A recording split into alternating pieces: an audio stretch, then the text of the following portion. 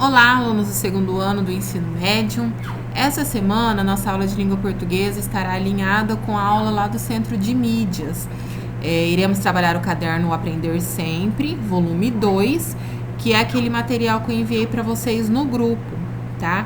Então, é importante vocês continuarem assistindo as aulas do Centro de Mídia e também assistir a aula do professor, né, da escola interna, no caso, a minha aula. Por quê? Porque às vezes vocês ficam com alguma dúvida no Centro de Mídias e aí talvez aqui na nossa aula interna, né, da escola, vocês possam sanar as dúvidas que ficam com a aula lá do Centro de Mídias, tá? Ou vice-versa, às vezes se vocês ficarem com dúvida aqui nessa aula, também vocês podem sanar as dúvidas lá na aulinha do Centro de Mídias, beleza?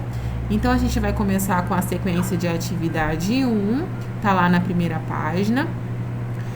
Aula 1, romanceando. Objetivos da aula: reconhecer o gênero textual romance e ler o texto literário associando ao contexto de produção social e político.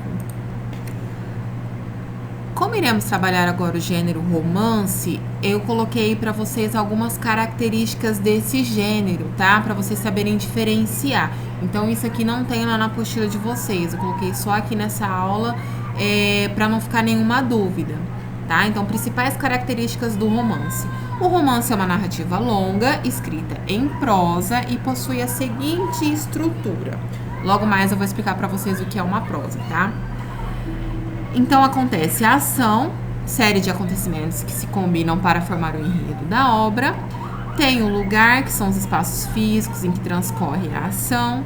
O tempo, que é o quando, né, acontece a ação, as datas dos acontecimentos, ou até mesmo a duração dos fatos narrados. Tem personagens, tá?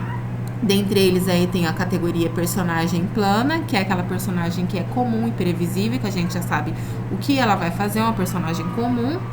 E tem personagem redonda ou esférica, que é aquela personagem complexa, difícil, imprevisível, que a gente nunca sabe o que ela vai fazer. Tem a trama, né, a história narrada, o enredo da história. O ponto de vista, que aí já entra no foco narrativo e a perspectiva de quem narra, tá? Vocês vão ver que lá na frente vai ter uma perguntinha sobre foco narrativo. Então, pra gente relembrar, coloquei aqui pra vocês. O que é o foco narrativo? É o narrador.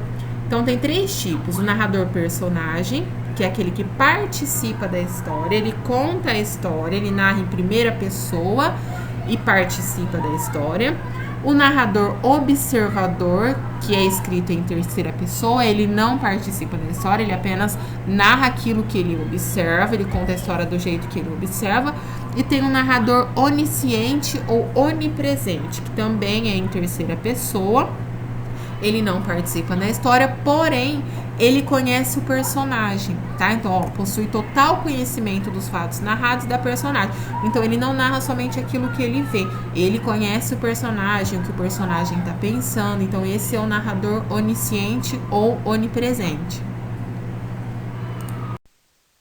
Então, o romance, ele é um gênero textual que consiste em uma narrativa longa escrita em prosa. Mas o que é prosa? Prosa, pessoal, é qualquer texto que é escrito de forma livre, que contém parágrafos, geralmente é escrito de uma forma mais objetiva, só que, prestem atenção, porque a prosa, ela não é necessariamente um gênero textual, tá? Então, coloquei aí para vocês o conceito de prosa. A prosa diz respeito a uma estrutura básica que se contrapõe ao gênero inverso, o poema. Então, qual que é a diferença entre prosa e poema? O poema é escrito em verso e a prosa é um texto com discurso livre, escrito em parágrafos, tá? E que antecede a noção dos gêneros textuais, os quais sabemos que são múltiplos, que existem vários tipos de gêneros textuais: romances, contos, crônicas, textos jornalísticos, artigos de opinião, manifestos, poemas líricos, poemas satíricos, enfim. Trata-se de uma listagem numerosa. Por isso que eu falei para vocês que a prosa ela não é necessariamente um gênero textual, tá? Por quê? Um poema é uma prosa? Não, por quê? Porque o poema, geralmente, ele é escrito em versos, tá? E a prosa não. A prosa não precisa daquela musicalidade, não precisa de rimas, igual na poesia e no poema, tudo bem? O que é prosa? Chamamos de prosa os textos escritos de forma corrida, organizados em parágrafos, cuja intenção é, grosso modo, a exposição de uma ideia, de fatos ou de uma história. Livros de conto de fada, de ficção ou não ficção, jornais, cartas, e-mails são exemplos de textos em prosa. Aos textos em prosa, importa mais a clareza do que o ritmo, a rima ou a sonoridade das palavras. Então, é aquilo que eu falei para vocês, ó. O texto em prosa é aquele texto escrito de forma corrida, ele não tem a musicalidade, ele não vai ter rima, ele não vai ter versos, ele vai ter parágrafos, tá? Então, uma notícia pode ser uma prosa? Sim, pode ser uma prosa. Lembrando que a prosa não é necessariamente um gênero textual, tá? Somente um estilo de escrita.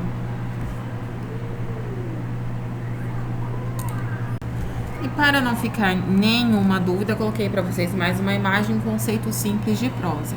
Prosa, qualquer expressão linguística escrita ou falada que não se apresente com a estrutura de uma poesia. Então, prosa é tudo aquilo que não tem uma estrutura de poesia. Se a gente tiver um diálogo, é uma prosa? Sim, é uma prosa. Vocês devem ter ouvido falar, alguém falar assim, vamos prosear, né? Isso é uma prosa, a conversa pode ser uma prosa. Então, eu coloquei aqui, ó, o romance, as peças de teatro, os contos e etc. Conversa sem formalidades.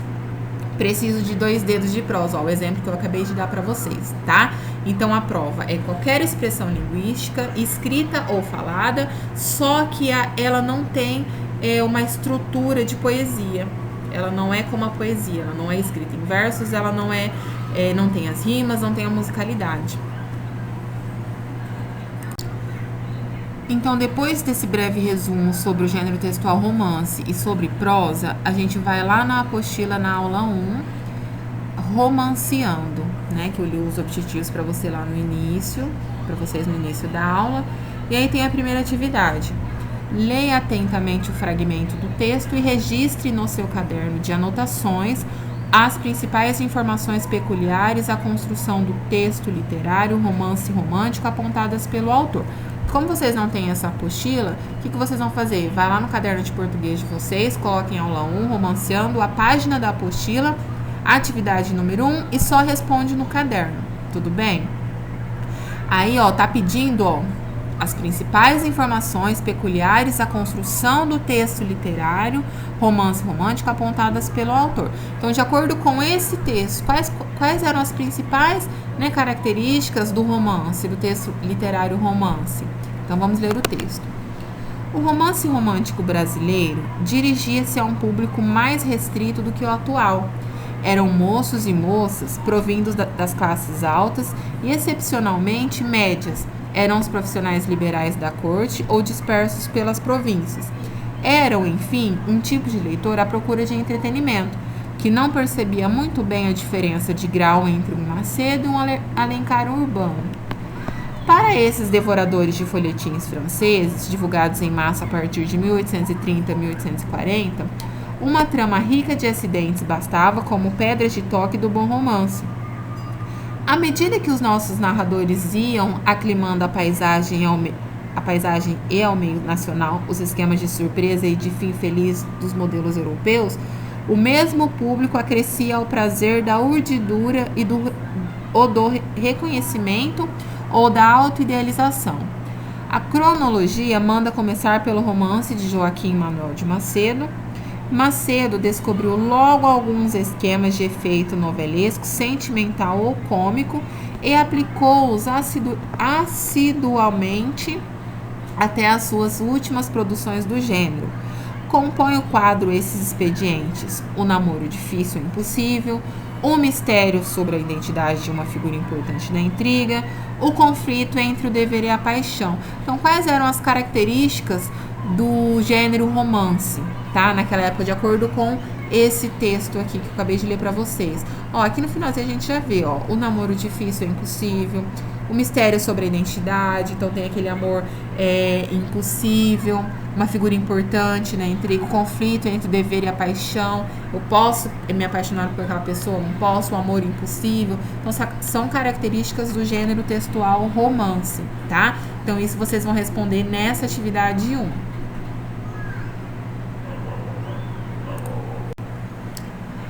Atividade 2. Leia o excerto retirado da obra de Joaquim Manuel de Macedo, A Moreninha, romance urbano produzido em 1844, que retrata um grande amor protagonizado pelas personagens Dona Carolina e Augusto.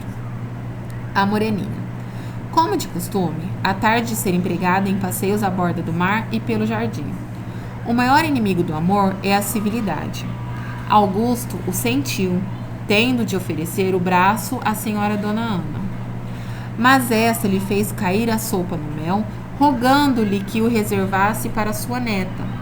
Em uma das ruas do jardim, 2 rolinhas mariscavam, mas, ao sentirem passos, voaram e pousando não muito longe, em um arbusto, começaram a beijar-se com ternura, e esta cena se passava aos olhos de Augusto e Carolina. Igual pensamento, talvez, brilhou em ambas aquelas almas, porque os olhos da menina e do moço se encontraram ao mesmo tempo, e os olhos da Virgem modestamente se abaixaram e em suas faces se acendeu um fogo, que era pejo. E o mancebo, apontando para ambos, disse: eles se amam. E a menina murmurou apenas: são felizes.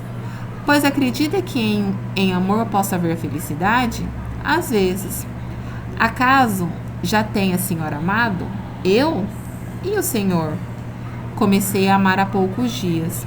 A Virgem guardou silêncio e o mancebo, depois de alguns instantes, perguntou tremendo: e a senhora já ama também? Novo silêncio. Ela pareceu não ouvir, mas suspirou. Ele falou menos baixo: já ama também? Ela baixou ainda mais os olhos e com voz quase extinta disse: não sei, talvez. E a quem? Eu não perguntei a quem o senhor amava. Quer que lhe diga? Eu não pergunto. Posso eu fazê-lo? Não lhe impeço. É a senhora.